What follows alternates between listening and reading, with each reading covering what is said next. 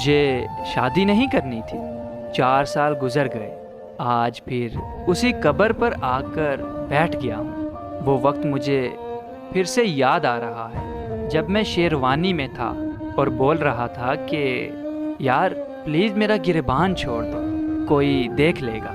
وہاں کمرے میں بیٹھی میری بیوی میرا انتظار کر رہی ہے اور وہ کہنے لگی، یہ بیوی نام کا لفظ تمہارے منہ سے نکلا کیسے؟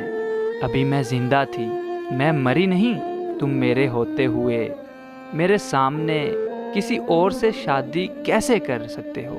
میں کدھر جاؤں؟ قسم سے میں مر جاؤں گی، مجھے سمجھنے کی کوشش کرو۔ اس نے مزید میری شیروانی کا گلا پکڑ کر روتے ہوئے مجھے جھنجھوڑا۔ میں نے کہا، فائزہ پلیز چپ ہو جاؤ، میں بہت مجبور تھا۔ تمہیں پتہ ہے جب میں نے اس رشتے سے انکار کیا تھا تو انہوں نے کیا کہا تھا کہ اگر کوئی ہمارا اپنا ہوتا تو ایسے رشتے کو نہ ٹھکراتا، اور جانتی ہو یہ بات میرے دل پہ لگی تھی۔ وہ کہنے لگی، بھاڑ میں گیا تمہارا دل، میری زندگی ختم ہو جائے گی۔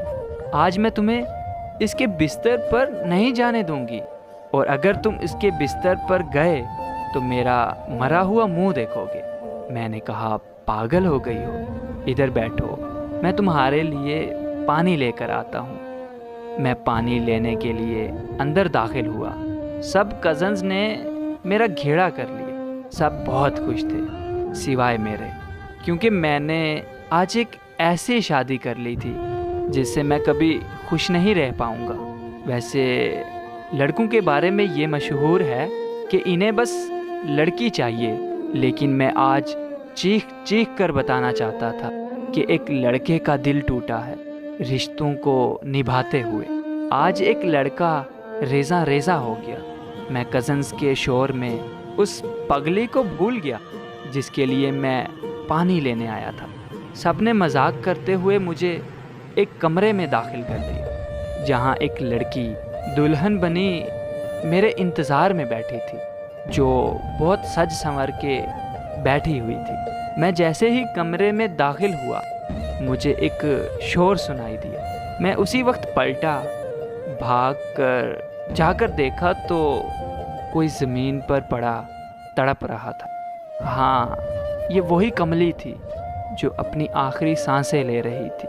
میری آنکھوں کے سامنے اندھیرا سا چھا گیا اور میں نے بھاگ کر اس کو اپنی گود میں اٹھا لیا اور زور زور سے چیخنے لگا کہ گاڑی نکالو۔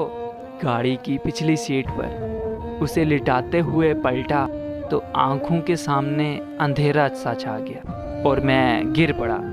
میں جلدی سے اٹھا اور اس کے سر کو گود میں لے کر اسے پکارنے لگا۔ دوبارہ اس کا نام پکارنے کے بعد میری آواز گلے میں اٹک گئی۔ اس کے منہ سے جھاگ نکلنے لگی۔ اس کا تڑپنا بند ہو چکا تھا۔ اس کی آنکھوں سے بہتے آنسو اب بند ہو چکے تھے۔ ہسپتال کی ایمرجنسی میں لے جاتے ہوئے میں نے اسے گود میں اٹھا رکھا تھا۔ اس کا بازو لٹکا ہوا جھول رہا تھا۔ بیڈ پر لیٹتے ہی سب ڈاکٹر اکٹھے ہو گئے۔ پھر ایک لڑکی بینڈیج سے اس کے پاؤں کے انگوٹھے باندھنے لگی۔ میں یہ سب برداشت نہ کر پایا۔ میرے آنسو تھم گئے تھے۔ مجھے رونا نہیں آ رہا تھا، میرے آنسو ہی رک گئے تھے۔ آج میرے مقدر کا ستارہ مر گیا تھا اور آنسو بھی نہ نکلے، یہ تو ناانصافی تھی میرے ساتھ۔